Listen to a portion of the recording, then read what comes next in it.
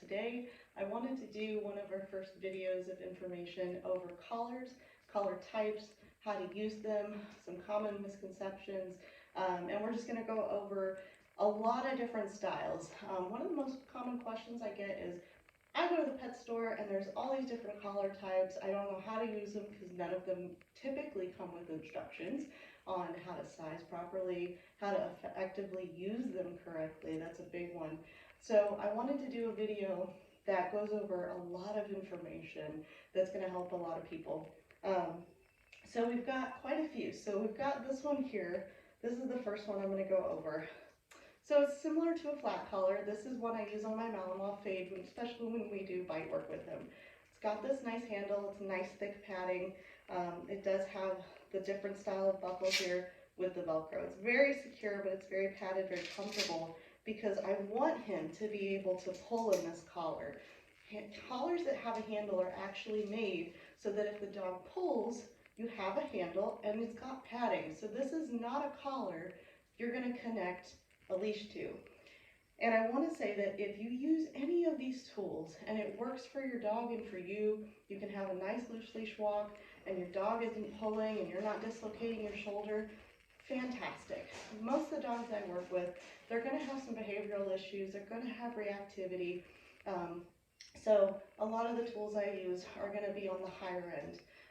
I'm typically going to say that there's about 4, maybe 5 levels of different effectiveness in collars, aggressiveness, whatever you want to term it.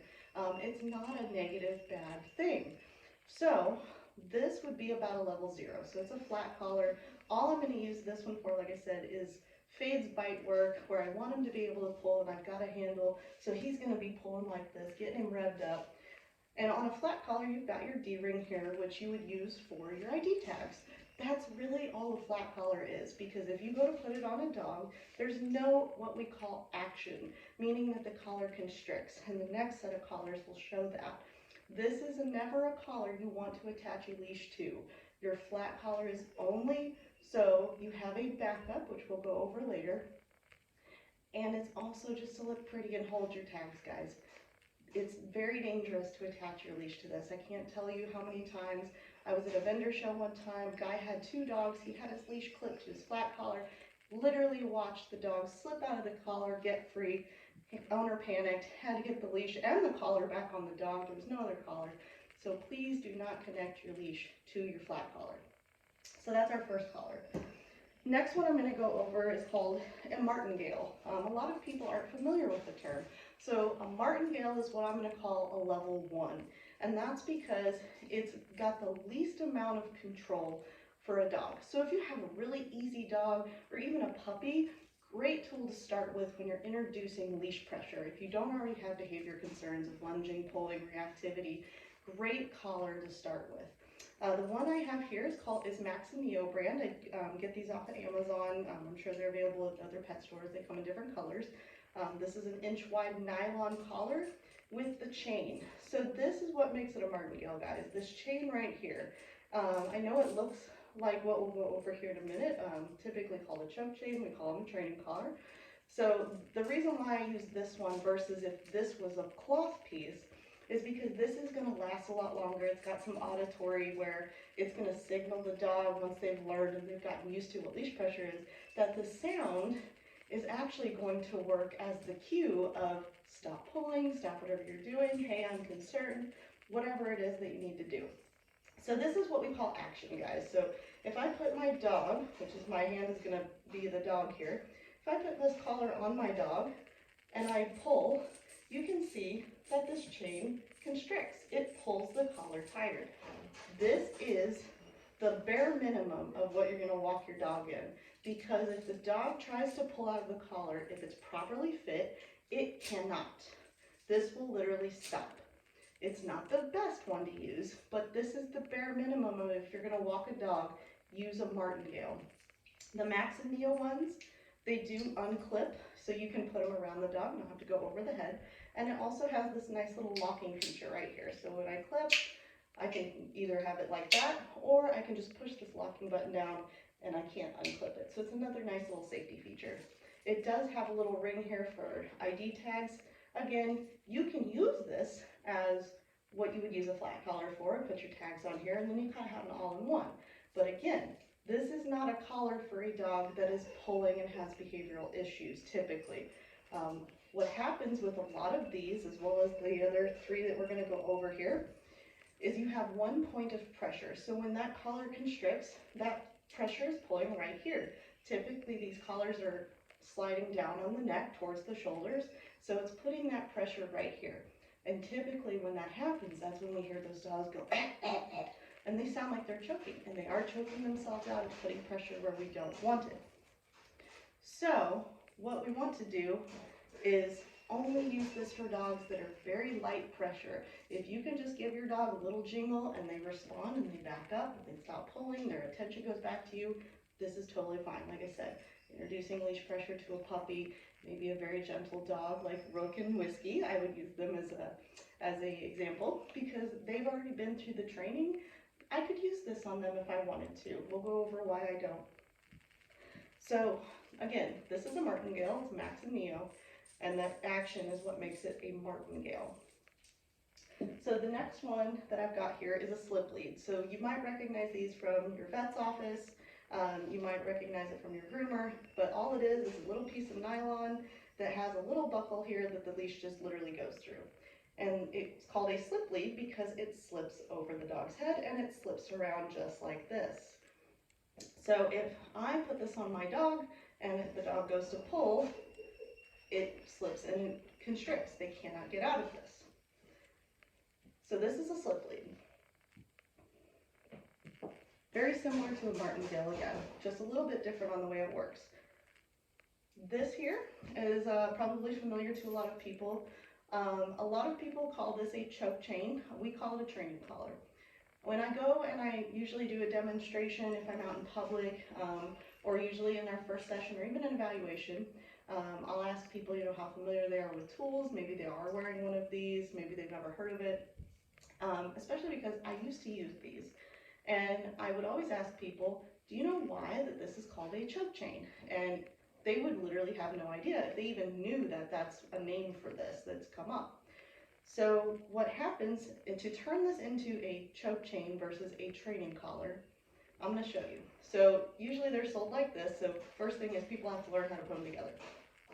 So we're going to take one of these rings in our thumb in one hand, take the other one, you're going to hold it just like this, and you're literally going to feed it through to make the loop. This becomes our active ring. This is the one we're going to attach a leash to. The other one becomes our dead ring. So I'm going to put this over my dog just like that. And whenever I'm ready to use it, give it a little quick tug. It constricts, dog can't get out. We give that nice little bit of correction, get their attention back on me.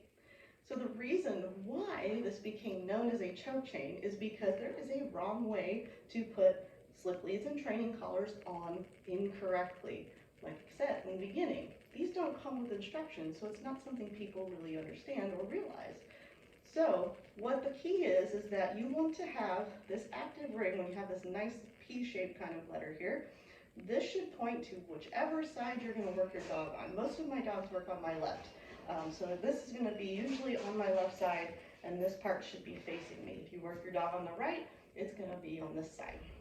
So watch what happens whenever I have this on correctly. So I'm working my dog on the left, I put it on the left, and I'm going to come closer here. So what happens is, when you go and you have it on here, and I've got my dog, and I need to give them a little correction to get their attention, maybe they're lunging at a dog, I'm going to give a quick tug. Now notice, this relaxed immediately. No matter how many times I do this, this ring is relaxing. Now, watch what happens when I put this on incorrectly for a dog that's working on my left. So I'm going to take that P, and instead of it being like this, I'm going to turn it upside down where it's like this. Now, we see that ring, you can already kind of see what it's doing. Now I've got this ring where the chain is on the bottom of this O-ring. Now watch what happens when I get that correction. It locks. See how that locked and it didn't relax like whenever we had it on correctly? This is why it became known as a choke chain, guys. People didn't know that there was a wrong way and a right way to put them on. So this will choke a dog out. It locks. It literally doesn't release because it's not on properly. And it takes 2 minutes for a dog to choke themselves out, which we don't want. And again, just like the slip lead and the Martingale, there's only one point of pressure when you're using this, and it's right here.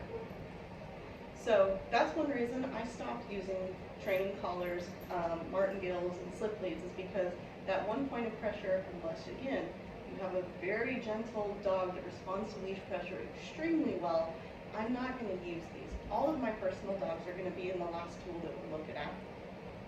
So this again, we call these training collars. We're trying to stop calling them choke chains because again, if used properly, it does not choke your dog. If used incorrectly, it will absolutely choke your dog. It still is going to put pressure on there, but every single training collar, even a slip lead, works off of action. And what that means is we're not sitting here pulling the collar like this all the time. What we're going to do with every single training collar is you're going to give them a quick tug. That's all you need. It's a quick tug. Every single training collar, quick tug to get that attention back. Think of it like you're snapping your fingers at your kid going, hey, pay attention to me. That's the equivalent of what this is. Because your dog's going to go, huh, what? And they're going to get your attention. Then you can talk to your dog because their distraction level is on you. They're going, wait, what? You've got that momentary pause if they're really, really distracted or reactive to get them to do whatever it is you want. Heel, sit, down, whatever the case may be. So we've got our training collar. Now a different version of a training collar, and I wanted to show this because this is one of my favorites, and if anybody was going to use a training collar, I would actually tell them to do this instead. This is a Hermspringer toggle training collar, and the reason why is because it's got this little thing I call a whale tail. I always call it a whale tail versus a toggle collar, and it's really cool because, like Jax, for instance, has a real blocky head. He's got a real skinny neck but a blocky head, so I can't get a training collar over the top of his head that's actually going to fit properly when it's around his neck. So Hermspringer came up with the toggle training collar. What you do is you take this ring here, our dead ring, and you stick your whale tail through it just like this, and it makes your collar. You would attach your leash to the whale tail, there's this nice little hole here, and it works the same way. Exact same way. It's just instead of going over your dog's head, you literally just put the toggle through the ring. You can put it on like a necklace, just like this, instead of going over my head. So that's just a little bit different. And the Hermspringer has a nice closer gauge on it than the typical collar some of them do. So I like the nice tighter gauge versus a looser chain. So all of those are what I would call about a level 1, maybe a level 2 on the training collars. Level 1 would be like your Martingale that we did first here. And then your slip leads and your training collars, there's going to be about a level 2 as far as being able to work with your dog and give them those pressure. With a training collar, the fit on these, it gets really tricky. You don't want it to have way too much like this. And that's, again, going back to why I recommend the whale tail toggles, is because you have to get it over the blocky head, and if your dog has a skinny neck, then this is what your collar is going to look like, guys. You're going to have all this hanging down, and this is their neck, which is not what we want. What we want is to have, again, just enough to give a little bit of a tug, real quick, because we don't need it to travel all the way down like that. Will it work? Yeah, but here's what's going to happen. This is going to hang down really far, and it's going to slip down from where it should be, which is right up behind the jaw and the ears. Now, because these don't have anything to really grab on, they're usually a very smooth chain, same thing with the Martingales, you're going to have to constantly pull it up and down. There are some slip leads that have catches on them, like stoppers, and that is the only type of slip lead I would ever tell someone to use if they're going to use a slip lead. The little blue one like we showed you that your groomers and your vet use, not meant for everyday use, guys. Those are just for a quick, get them into the kennel just like at your vet and your groomer. So if you're going to use that, get ones that have a little stopper, because that way your leash will stop where it needs to, and it will also stop it where it needs to be at on the other end. So if you're going to use slip leads, again, get one that has a stopper on it that tells that collar when to stop when it's loose enough. So these can be a little bit tricky, but again, that's why I recommend the whale tail toggles. Another tool that I don't have here that's common is either called a gentle leader or a head halty, and I'll probably put a picture right here if I can figure out how to do that. Those are basically, like you've probably seen, they're similar to a horse halter. They go over the nose with a loop and usually a strap behind the ears. While that works, is it puts pressure on the bridge of their nose. For horses, that works wonderfully. Horses respond to that. Horses and dogs are kind of similar in a lot of places. However, when you're working with dogs, anything that isn't neck-based typically doesn't send them as direct and clear of communication as we can get.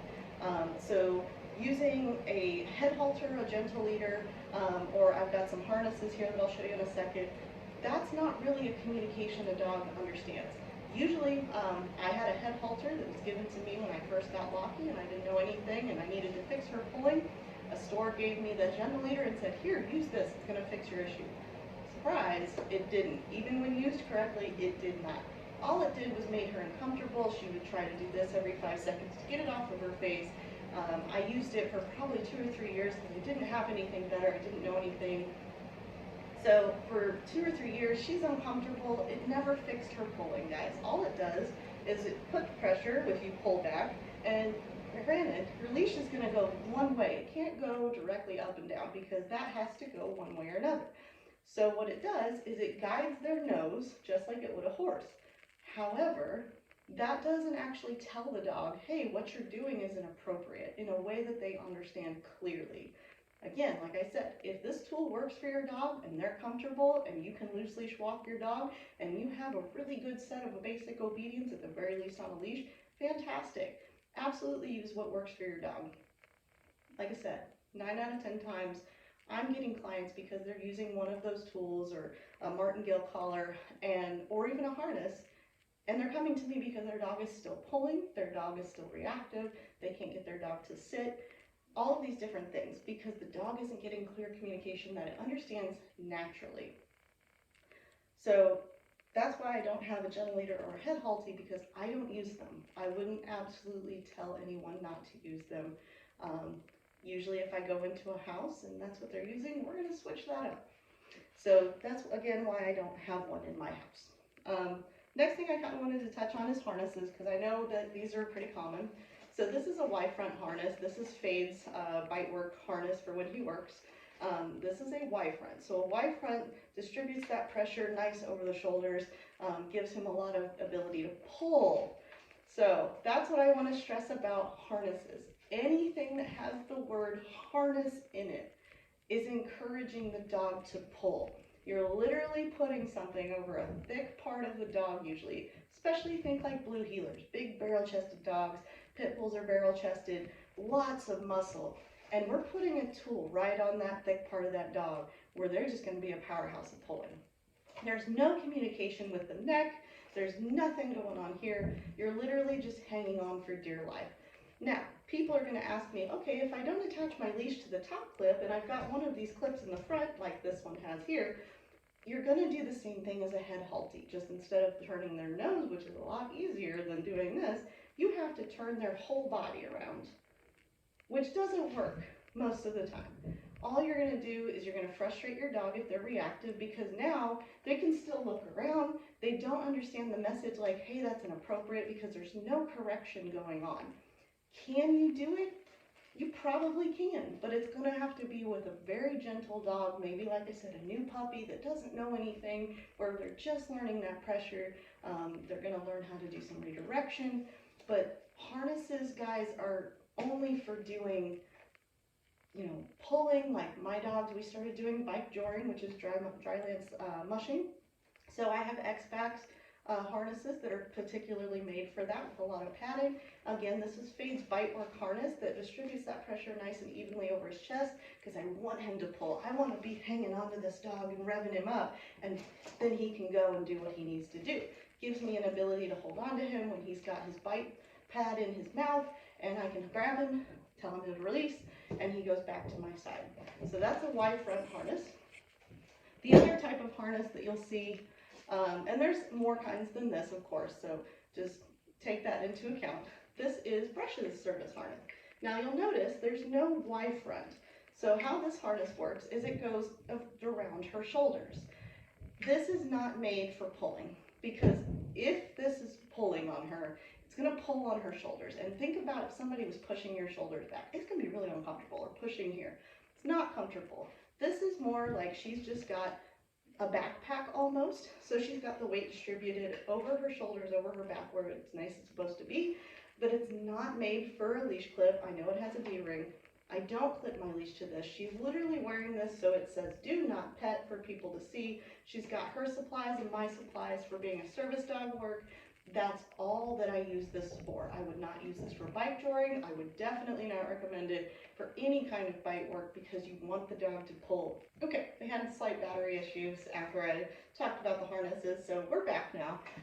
So again, this is only for looks, guys. Has no function other than that. Wouldn't recommend it for using it for walking, really anything other than carry my supplies. That's it. All right. Moving into the tools that as a dog trainer that you're coming to me, the dog's pulling, has a behavioral issue typically. Now we get into the tools that I'm gonna start recommending that I would consider a level 3 and a level 4. The first one is gonna be a plastic prong, plastic pinch. It's called a Starmark. It does say Triple Crown on the buckle right on here. Not sure why it says Triple Crown because these are called a Starmark plastic pinch. Now, I'm going to move closer to the camera again because I want to show you here. These tips are rounded. I can push on these tips all day long and, you know, I'm going to get a little indentation because I have bare skin. I have no fur on, but it's just a little bit uncomfortable. It's not poking. I'm not getting, you know, even like a finger stick, like a diabetic test. So it's really rounded tips. It's plastic. It's lightweight. It's very easy to use. So what we're going to do with this, I'm going to use this usually on smaller dogs. Brush sometimes wears this in her service dog work if we're kind of having a light day. This was also what she was wearing before I got her a new collar that's really nice. This is something I would use for definitely for smaller dogs, especially dogs that are a lot lighter, like we've already talked about. If your dog responds really well, definitely going to use the Starmark. And it's really easy to put on. So you have this little nice handy dandy leash clip here. You have your ring here. So I always try to make sure this button is on the top so the dog's, you know, the body can't hit it and accidentally unclip it. So literally leash clip, hook it over, done. Your collar's on. And it becomes a Martingale style because we've got our nice little loop here. So when we put it on our dog, dog's going to work on my left just like we've said before. I've got my loop, so nice and loose. I can give a correction, quick correction, and nothing's going to happen. And I'm going to move back closer again because I want you guys to see. I'm going to put this on the fat, nice part of my arm here. You can kind of see where it's kind of making a little indentation, but watch.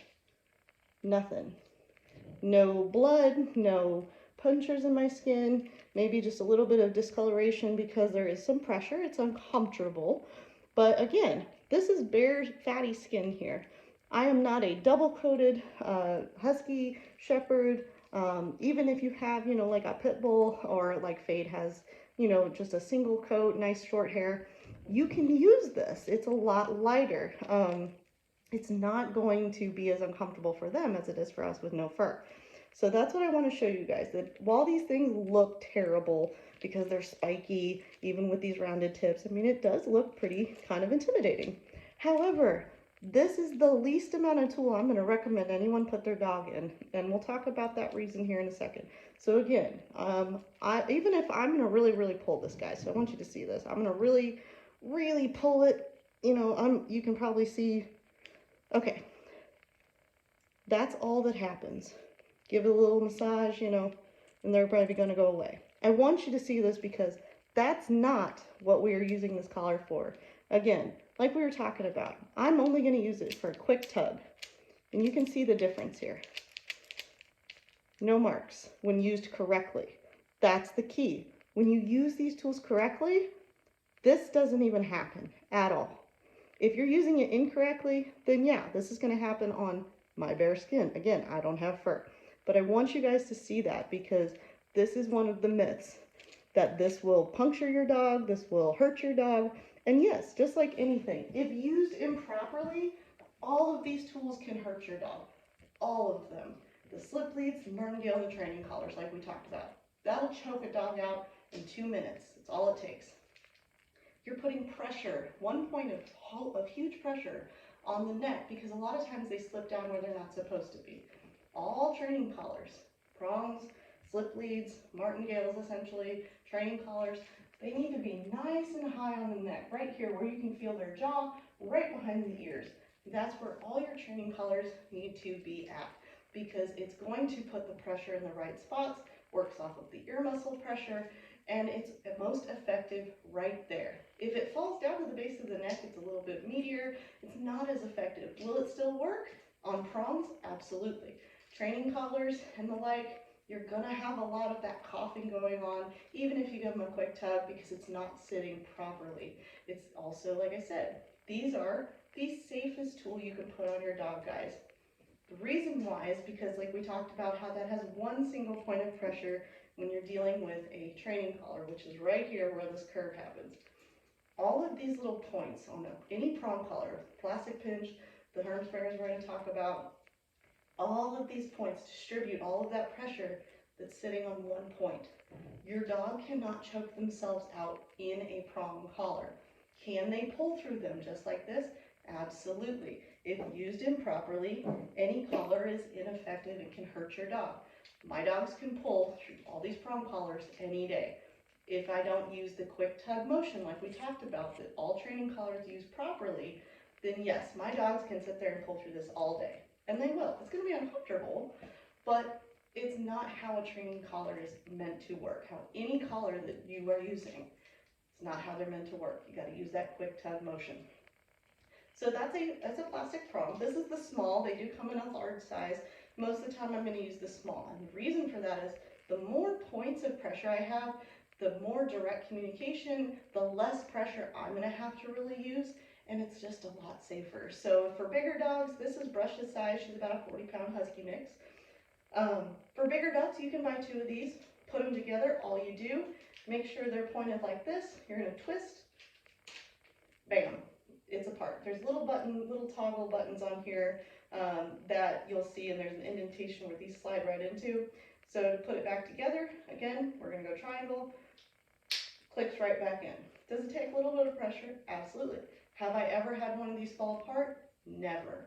I have not had these fall apart. Now, that isn't to say that things happen. Absolutely they do.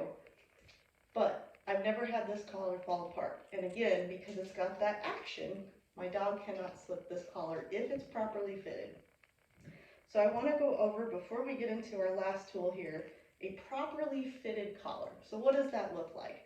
Whether it's a martingale or a prong collar. Training collars and those are a little bit different. Proper fit means that this piece, this triangular piece here, should be loose enough where we have that action, just like this. However, if it's too loose, you'll see the ends touch, just like that. If you can do this, and especially if there's space from your dog's neck, too loose, guys, way too loose. It shouldn't look like a hang-down necklace on your dog. Absolutely shouldn't. These collars are meant to be nice and snug. I say that the points should just be resting on their skin, on their fur, not engaging where we don't have enough pull, but they're just going to be resting on your skin. So the other option is, or the other side of it, is too loose, right? So too tight is where you can't, and I don't know if I can do this with one hand, but yeah, here we go. So if this is on my dog just like this, and I can't do anything, like you can see, this collar is not acting, it's not constricting. That is too tight, absolutely too tight. What we're looking for is having enough of that action where the ends don't touch, and you've got enough to do this. That's a properly fit martingale, prong collar, pinch collar. That's how you fit those. You take the links out. You may have to go up and down in gauge size. As far as your regular prong collars, like I said, these only come in a large and a small. Most of the time I'm going to use these, the small size for any dog, just going to add more links. So we're going to talk about the last tool, which is a metal prong collar or pinch collar. It's the same thing no matter what. So the brand that I use is Hermspringer. It's a German brand. There are other brands out there like Titan. PetSmart has their Top Paw brand. I've used all of these brands. The reason why I come back to Hermspringer and I will only go with Hermspringer is I have had these collars fall apart on the actual where the prongs are, just walking, just literally fell apart. I've had it where I couldn't get the links in and out easily enough, because you don't want them just slipping in and out, and you'll kind of see that on the metal ones. But I couldn't even get them out, even with pliers. The ones at Petco, like I wanted a nice black one, wanted to try and see if their cheaper version was going to be good enough and I could save myself some money from getting a black Hermspringer. It's painted. It chipped within 5 seconds. It's not worth it. So I recommend Hermspringer. Titan is a good second brand. They're a little bit cheaper. That is another brand you can use. So my recommendation will always be Hermspringer. That's going to be the best one you're going to find out. So Hermspringer comes in 4 different sizes of gauge. So we're going to talk about that first, because I've got a lot of different styles here we're going to go over. So the first gauge is 2.25, and these are super tiny, guys. I mean, we're talking itty bitty prongs here, not very big at all. This is Brush's collar, so again, she's about 40 pounds, so these are 2.25 prongs. Same thing, however, with the Starmark. I'm going to actually use this for most dogs and just add links as I need to make it the proper fit. Reason why? Those more points. More points gives you more direct feedback. A little bit of pressure goes a long way. It gets the dog's attention, and you don't have to yank and crank. If you're yanking and cranking, you're using it wrong. You're not prepared for the level of environment you're in. You should only be able to go, hey, that's it. Dog puts their attention back on you, does what you've asked them, or stops doing what you've asked them not to do. So again, 2.25 prong collar. This one is the Hermspringer. It's black stainless steel. This is not painted. I don't know exactly how this is done, but it is a black stainless steel. This is called an easy on. So this one slips over her head. It goes over her head, or I can take it out traditionally. Again, I'm going to move closer to the camera here. So if this goes over her head, and I've got a leash here to show you how this is going to clip. So I'm going to slip it over Brush's head. Now there's 3 rings that you're seeing. One, I've got her name tag on here, because when you have 8 dogs, you need to be able to tell whose size is what. Then there's a ring here and here. I'm going to take this ring, clip my leash to it, take the other ring on the other side, put that in the leash. So now I've got that triangle, just like that. And so when it's on, that's what creates your action, guys. Now again, I'm going to show you what this does to bare skin on a fatty part of a human arm. You can see that they're resting on my skin. They're not engaging at all. They're just sitting there. These are from earlier. So they're just sitting on my skin right now. They're not doing anything at all. You know, it just kind of feels like somebody was kind of lightly raking their nails down your skin. It just feels kind of weird. It's not really uncomfortable, just weird. That's how we get a proper fit collar. This is what it should look like on a dog that doesn't have a lot of fur. Underneath all the fur, this is what it should feel like. So when I go to give this a quick tug, just a quick tug, nothing. Nothing there, guys. Watch. Quick tug for correction, nothing. No puncture marks, no holes. Like I said, again, these are from earlier when I was really pulling on that Starmark. Quick tug, nothing. And again, you can use these improperly. You should not be yanking and cranking, slinging your dog into walls. That's not what we use these for. If you are doing that, you need to go back to level 0 distraction and work your obedience properly. You should not be out in public yanking and cranking your dog every 5 seconds. So again, black stainless steel Hermspringer Easy On. I've been trying it with Brush now for a hot minute. It's great. I love it. I love the black color. It goes with her tricolor of black and white. The Easy On is really easy. It does slip over her head, which is kind of uncomfortable for some dogs, and she's kind of like, eh. So every single Hermspringer, however, even the Easy On, you can do this. This is the traditional on and off way. You take these links, much like the Starmark, you're going to make a triangle. You're going to pinch these top little pieces here. So I'm going to pinch those. Pops right out. And you can put it on around her instead of going over her head. So I'm going to pinch right here, pop it right back in, done. So I'm going to show you from this ankle. So pinch, pops out, pinch, put the prongs back in, done. So It's another way you can put them on. That's the traditional way that these collars were put on, because they didn't have easy on, they didn't have the quick latch or the quick lock buckle that we're going to go over. Another thing you can do, this is Fade's collar. It is a black stainless steel 2.25. It is not an easy on. This is the regular collar that doesn't have a latch or anything like that. You can see there's no latch. It's literally just a chain. So how do you get this on? Because we don't want to slip it over their heads because the fit will not be correct. So you're going to do that traditional on and off. You're going to be using up here. You can use any buckle, but I'll show you why you can't do that with Fade's collar here in a second. So I'm going to get this last buckle, pinch the top of that, comes right out like you saw. Pinch it back in, good to go. And if it's not pinched, it can't come off. So the reason why I can't do that with anything but the buckles closest to this chain on his is because I put comfort tips on his today. I finally got some in the mail. They are available for most gauges of the prong collars because he has shorter hair. And I don't want to cause irritation as much as possible.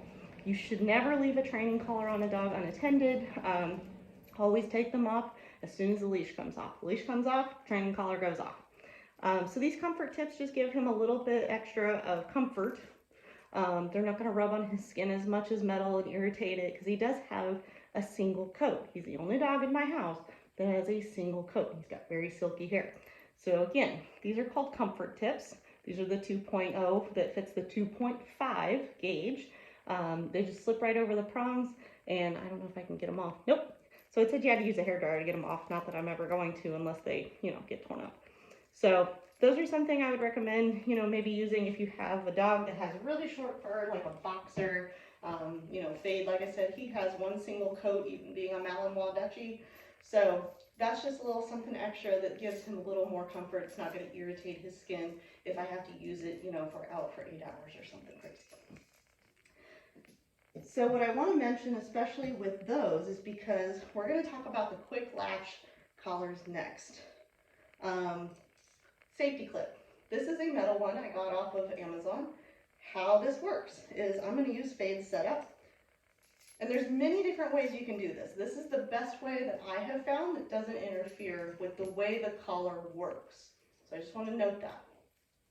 So I'm going to put this on the dead ring or the O-ring. So I've got my collar here just like this.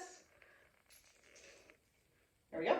So I've got my collar here where I've got my triangle and I've got my action. This O-ring right here is a dead ring because if I put that on my leash, it's not going to work as effectively, it's not going to work properly. So what we're going to do, we're going to take our safety clip, I'm going to clip it to that dead ring right there. And then, if he's got his flat collar, or if he's got his working bite work collar on, that D-ring that holds our tags, you're going to clip it to that. This is a seat belt just in case this collar was to ever come apart. Especially on the quick latches because they are a little clothespinny thing, and you'll see those in a minute.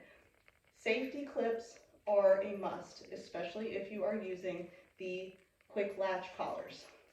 This is in case your prong collar or your training collar comes off. You still have the dog at the end of your leash because remember, our leash is going to be connected here. So you can see I kind of shoestring together my leash, prong collar, safety clip, flat collar. Just to make sure you have your dog if something was to happen. All right. So again, we've got 4 gauges of collars. So those two were the 2.25. The next gauge of collar that is available with Harmspringer is a 3.0. This is a 3.0 collar. They're a little bit thicker in gauge on the actual prongs, and this is where the size comes in. So you can see here that it is a little bit bigger than the 2.25. This is the quick latch style. I believe it's nickel plated. So this is one that you can use. So what the quick latch does is on your 3.0 collar, you've got your Martingale style triangle there. The quick latch literally is like a clothespin. It's right up here. I'm going to just press on the triangle piece. Comes apart. Done. This does not go over their heads either, like the Easy On did. This is just a different way to put them on. So you'll take the end of that chain, not the clip part. You're going to take it this here, You're gonna feed this through around your dog's neck. You're gonna take your clip and you're always gonna put it on the end link of this chain. Don't put it down here, don't put it second from the top.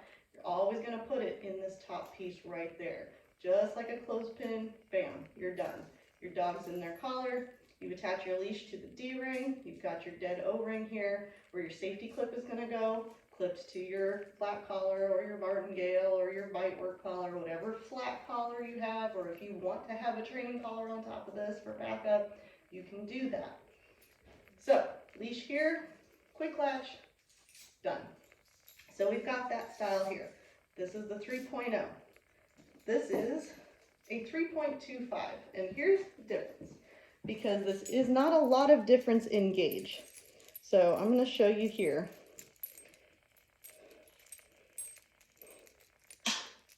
It's not a lot of difference in gauge, guys.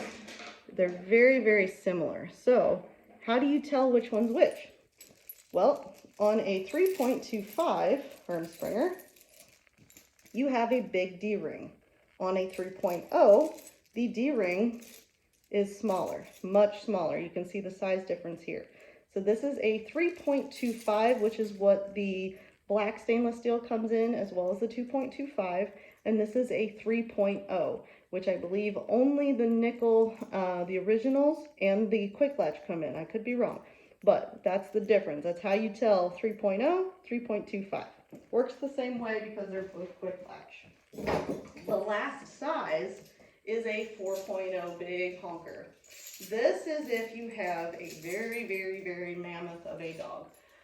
Like I said, most of the time I'm going to be using a 2.25. You know, I might go up into a 3.25 or 3.0 depending on which color I have. Like Jackson Stuka wear the 3.25s because they have the black of the black stainless steel.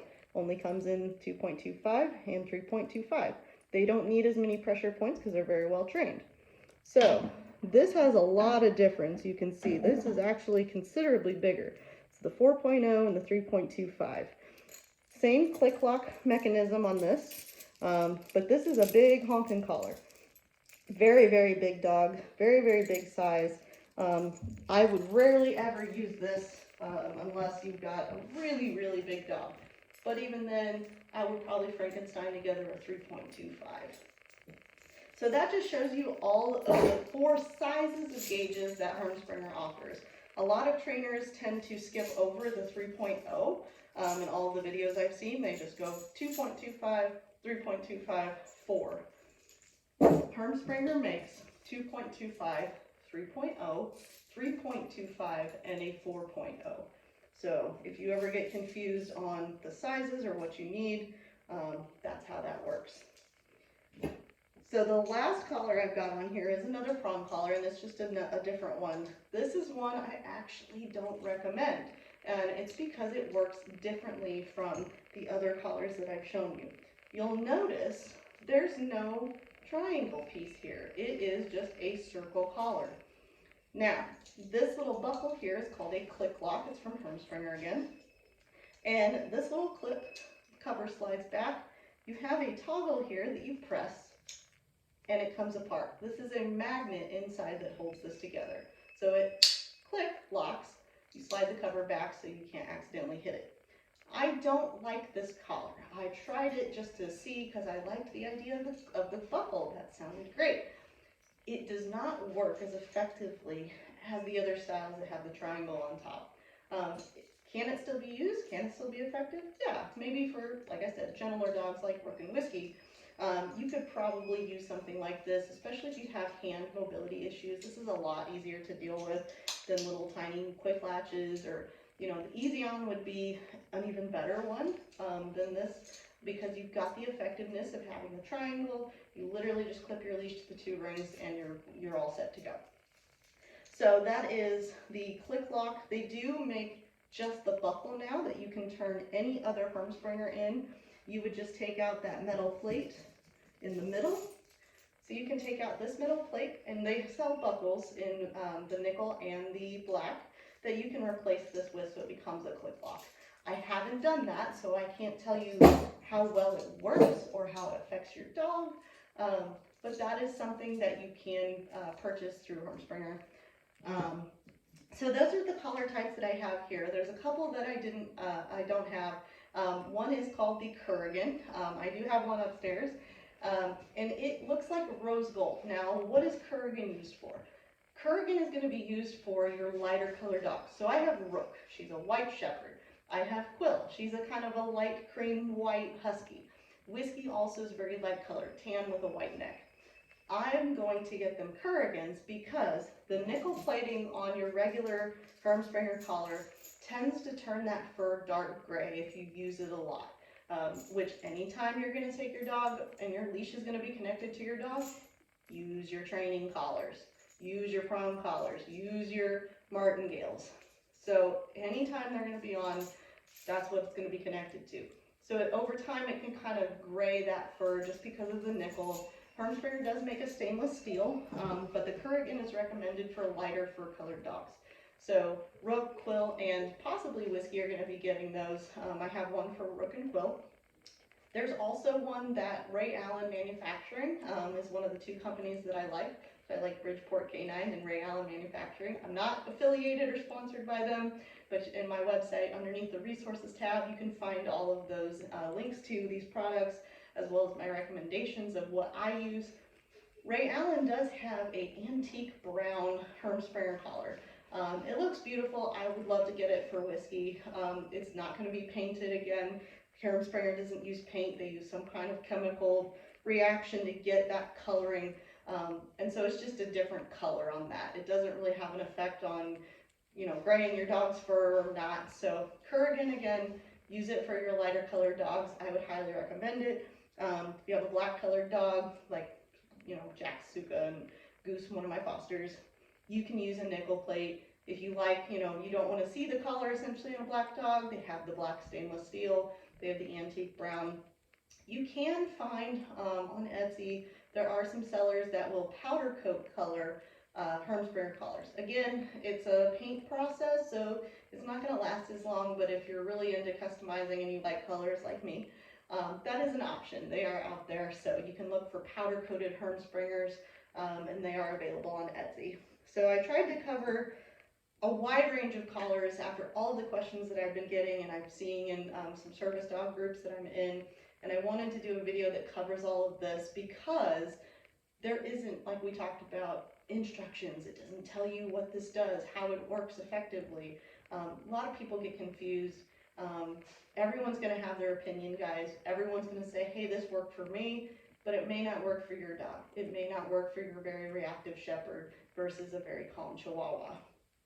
You need to use a tool that is working for you and your dog effectively to have a stress-free life and use it properly. If you don't know how to size it and you have any questions about how to size, is this the right gauge, is this the right size, is it snug, is it too low, any questions you have, absolutely send me a message. You can email me, Facebook me. My phone number is on my website. You can text me or call me. I am happy to walk you through it. Usually if you hire me for training sessions, I'm going to actually bring the collar that is going to be appropriate for your dog that I met in the evaluation and size it properly in session one. I do that as a service because I want to make sure that you're getting the right fit, the right collar, a good quality collar, and that you really won't have to mess with it again unless you have a dog that is still growing. So that's a service that I offer in my training. So any tool that you're going to get from me is going to be properly sized. I'm going to show you how to properly use it, put it on, put it off, clean it. So there's cleaning products you can buy. Hermspringer has a diamond paste. I haven't used it. I own a tube. I just always forget it's there. I just use a little bit of Dawn soap with some water, clean it off. Make sure you fully dry every single link in between the chains because they will rust if water sits in there just like anything else. So that is something that can happen. Everything else though is just cleanable with a little bit of Dawn soap and some water.